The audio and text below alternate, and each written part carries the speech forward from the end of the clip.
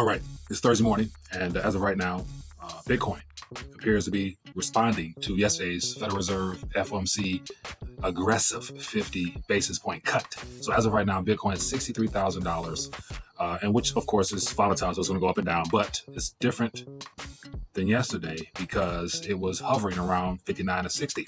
And so what is going on now? It has a lot to do with BlackRock. And Larry Fink coming out basically saying he was wrong and institutional interest has never been greater, never been higher. And so definitely he's a part of this pump. But then again, we haven't seen nothing yet. Let's talk about that one.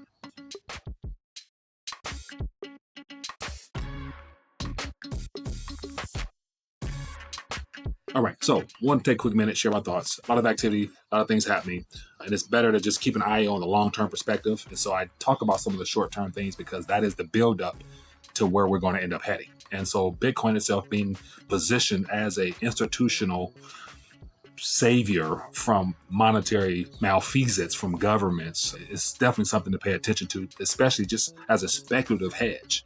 I personally think that there's a lot more at play here. But then again, my mother didn't raise it on fools. And so I'm definitely going to play along with this game as long as I can, realizing that everything has an expiration date on it, especially in this technical world that we live in now. But that's here or there. But the point is, Bitcoin is on a move, and based upon the fact that the Federal Reserve is going to begin quantitative easing officially after some type of emergency measure that happens to break within the system, you better believe gold, silver, Bitcoin, and all that will respond in a very favorable way for those who have it. So that's something to consider. As the world's largest asset manager, BlackRock is now singing Bitcoin's praises. So for a firm that controls over 10 trillion in assets, this shift is huge. Not too long ago, BlackRock's CEO Larry Fink wasn't exactly friendly towards Bitcoin, labeling it as volatile and speculative. Now he's flipped the script completely, so far as to admit that he was wrong about dismissing it. And it's not just a change of heart. BlackRock's actions speak louder than words. They've launched a Bitcoin ETF, which we all know about, IBIT, and it's racking in assets, already amassing 21 billion. And it's one of the most successful ETF launches ever. So for a company of BlackRock's stature to back Bitcoin, it's the ultimate financial endorsement. And that's why we're getting this pump. But what's really going on here, what is this all about, is that Bitcoin has even the giants of finance reconsidering their position. So BlackRock's latest report offers some interesting insights. They argue that Bitcoin, despite its volatility, is unique because it's fundamentally detached from other asset classes in the long run. So now when an asset manager of BlackRock's caliber starts talking about Bitcoin as a portfolio diversifier, you have to wonder, is this just another step in Bitcoin's evolution from a fringe asset to a financial mainstream product? We'll see. But I want to break this down. So the report points out that Bitcoin operates independently of traditional markets, but it doesn't rely on any single government, financial institution, or central authority. And unlike typical risk assets, which react to geopolitical instability or shifts in monetary policy, Bitcoin's value is tied to something entirely different: concerns about the long-term stability of global financial systems. So when the dollar weakens or central banks flood markets with liquidity, Bitcoin becomes more of an attractive asset. So in other words, the factors that could tank your 401k might actually send Bitcoin higher. So this brings us to an interesting observation. While Bitcoin is still volatile and speculative, it may serve a different purpose for investors. So as the report suggests, its appeals lies in being a hedge against the very system that traditional assets depend upon. So it's a bet on financial decentralization and a shield against the risk of political instability, inflation, or just outright government overreach. Now, that's quite a claim, but while BlackRock now backing the narrative, it's hard not to take it seriously. What's even more fascinating is how the move reflects a larger trend. Traditional finance is, increasingly cozying up to Bitcoin. A few years ago, this would have never been the case. Now, with BlackRock leading the charge, the narrative has changed substantially. So Bitcoin isn't just for tech-savvy libertarians or speculative traders anymore. It's entering the portfolios of mainstream investors. So the fact that BlackRock has been steadily publishing research explaining how Bitcoin's potential role shows that this isn't just a short-term hype cycle. They're in it for the long haul as of now. Of course, this doesn't mean that everyone should go out and just buy Bitcoin. It's volatile, it still has risk, and as an asset class, it's relatively new. But the point here is that financial powers that be once skeptical, now cautiously optimistic, are increasingly willing to embrace Bitcoin. So this shift signals that Bitcoin's role in global finance might be more significant than its critics originally believed.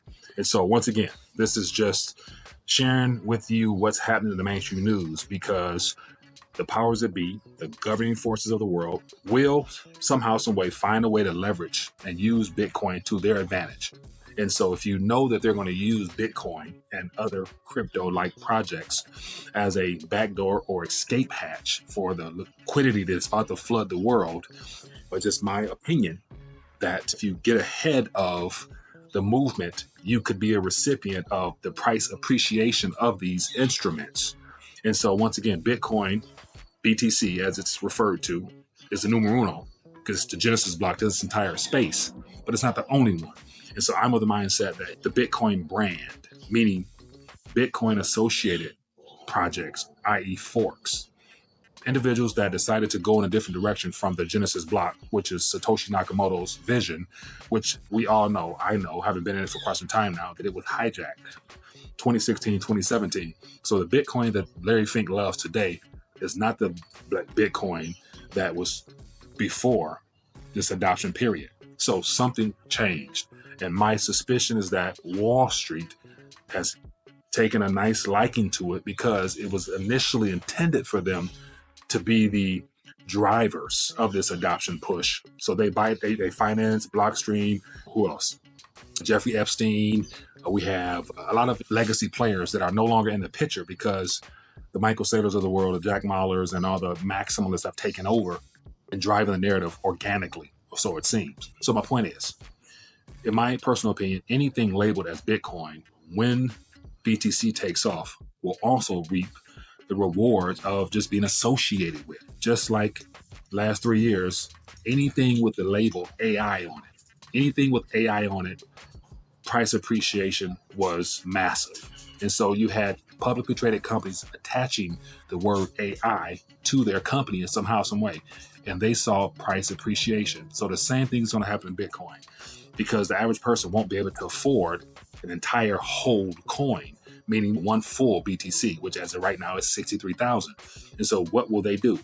Bitcoin Cash, Bitcoin Gold, and BitcoinSV, the alternatives to Bitcoin, the original one, has the same properties, but yet some have been improved upon, will also be there. So there's technically 4 Bitcoin structure entities, which I call the Bitcoin brand, that people should consider, because BTC might go to 1 million at some point, but Bitcoin Cash, its little brother, does the same thing but better, can easily go to 10,000. And so right now at about $300 for Bitcoin Cash, $10,000 wouldn't be a bad little price appreciation.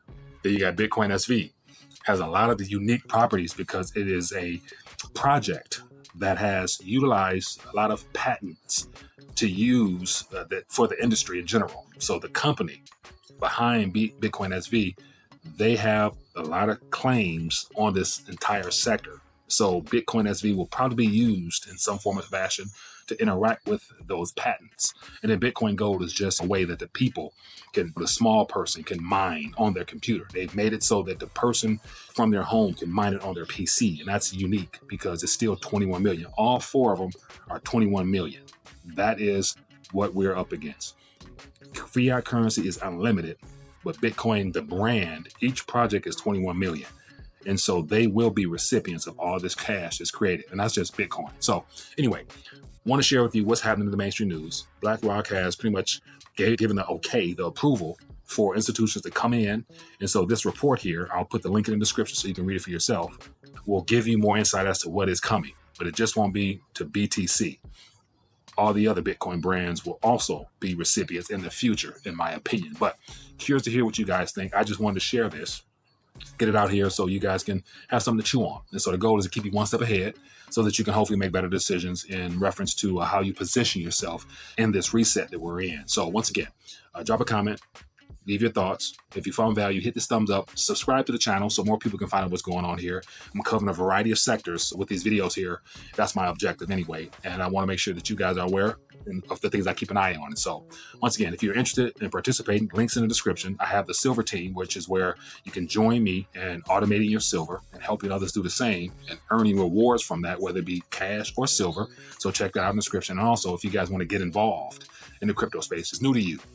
There's a link in the description as well for crypto.com where you can actually sign up and then acquire some of these Bitcoins I'm referring to, in particular Bitcoin or Bitcoin Cash. And so having a position won't hurt as long as you are understanding the risk associated. But anyway, just sharing some thoughts. Curious to hear your thoughts. Drop a comment. Catch you later. Peace.